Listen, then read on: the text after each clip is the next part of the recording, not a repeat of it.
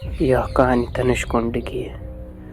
धनुषकुंड एक प्राचीन और रहस्यमय जगह है जो भारत के दक्षिण हिस्सों में स्थित है। यह स्थान रामा सेतु के करीब स्थित है, जिसे आदम पुल भी कहा जाता है।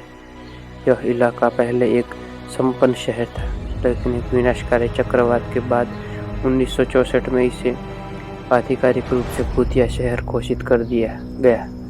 यहाँ पर एक डरावनी कहानी है जो आज मैं आपको सुनाने जा रहा हूँ। बहुत समय पहले धनुषकुंड की एक जीवंत और खूबसूरत शहर था, जिसमें बड़ी संख्या में लोग रहते थे। यहाँ एक रेलवे स्टेशन, स्कूल और चर्च भी था।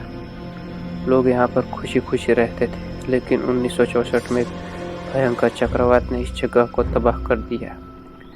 चक्रवात इतना विनाशकारी था कि उसने पूरी रेलगाड़ी को समुद्र में धकेल दिया और शहर के अधिकांश हिस्से को ध्वस्त कर दिया। इसके बाद इस जगह को छोड़ दिया गया और इसे भूतिया शहर घोषित कर दिया गया। एक रात कुछ पर्यटन धनुषकुंडी में भूतों की कहानियां सुनकर वहां पर गए।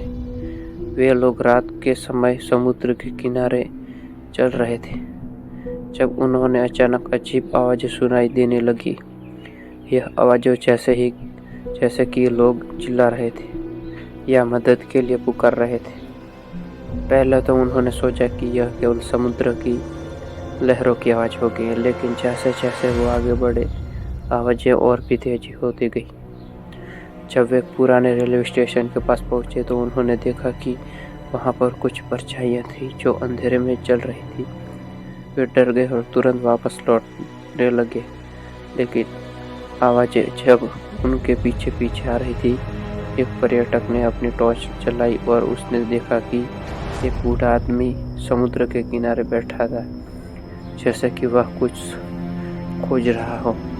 जब पर्यटकों ने उससे पूछा कि वह क्या कर रहा है, तो बूढ़े आदमी ने कहा, मैं अपनी रेलगाड़ी खोज रहा हूँ, वह यहाँ कहीं गुम हो गई है। पर्यटक ने महसूस किया कि यह आदमी चक्रवात के समय रेलगाड़ी की बात कर रहा था जो समुद्र में डूब गई थी।